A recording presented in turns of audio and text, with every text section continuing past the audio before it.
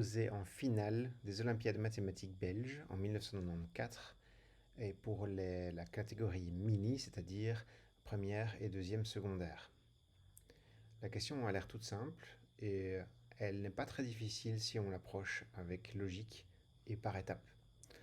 Comme pour toutes les questions d'Olympiade, en général, il ne faut pas connaître de théorie mathématique compliquée, en particulier pour le niveau mini.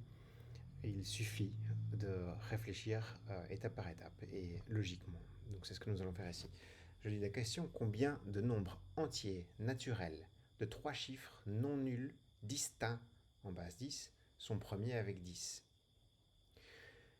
Alors, chaque mot est important. Et on va donc commencer par le début. Donc il s'agit de nombres entiers naturels de 3 chiffres. On va donc l'écrire comme un nombre x, y, z entre forcément 100 et 1000 ou 999. Et on va procéder ensuite par élimination. On dit 3 chiffres non nuls. Ah, donc ce n'est forcément pas 100, mais au minimum 111 et 999. Distinct. Ah, alors le plus petit possible n'est pas 111, mais 123. Et le plus grand possible est 987. On dit ensuite qu'ils doivent être premiers avec 10.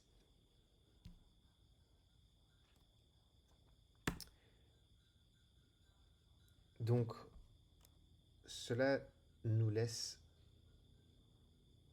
certaines possibilités pour le dernier chiffre. Ça nous dit que z ne peut ni être multiple de 2, ni multiple de 5. Parce que s'il est multiple de 2 ou de 5, alors il n'est pas premier avec 10, et il doit être éliminé. Donc z doit appartenir à 1, 3, pas 5, 7 ou 9. Alors, on va compter donc. Et on va partir de z. Combien de possibilités avons-nous pour z? On a 4. Combien ensuite avons-nous de possibilités pour y? Eh bien, toutes celles entre 1 et 9 y compris, sauf celle que nous avons choisie pour z. Donc, 8 possibilités. Enfin, pour x, nous avons le choix entre donc 9 chiffres, mais on ne peut pas choisir celui qu'on a déjà pris pour y ou pour z. Et donc, il nous reste 7 chiffres possibles. Le nombre d'entiers naturels de 3 chiffres non nuls distincts et premier avec 10 est donc, je vais mettre ceci comme markdown, et la réponse est donc S égale 4 fois 8 fois 7. 224.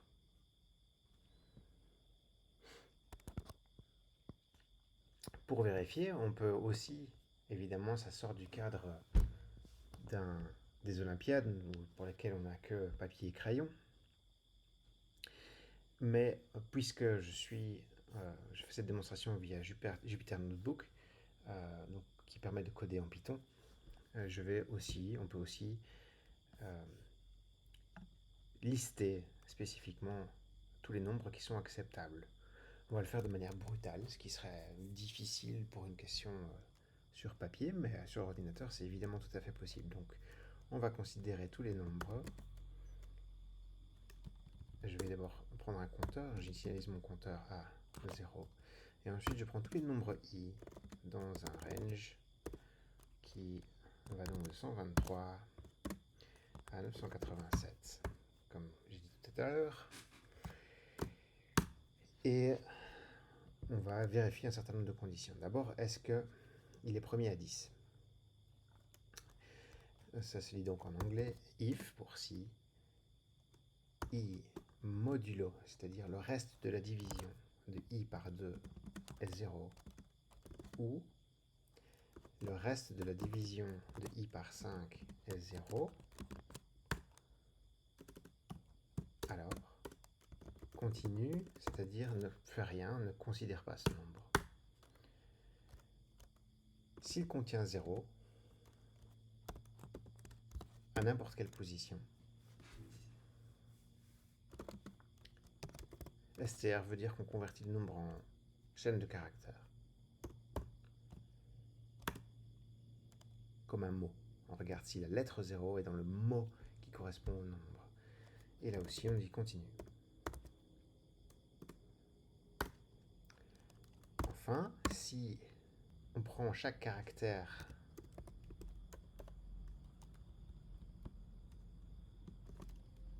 de la chaîne qui les compose, donc je prends une chaîne de caractères ici, j'en fais un set, c'est-à-dire je compte les éléments uniques, j'en calcule la longueur. Combien d'éléments y a-t-il dans ce set? Et elle doit être égale à 3. Si ce n'est pas égal à 3, alors là aussi, je rejette. Sinon, alors le nombre est bon. Et je peux l'ajouter, donc n plus égale 1.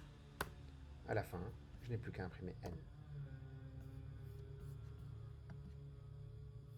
Et on tombe sur 223 et pas 224. Oui, en effet, parce que l'opération range ici ne prend pas en compte le dernier élément. Je dois donc aller jusqu'à 988. Et si je refais tourner, nous avons donc bien 224.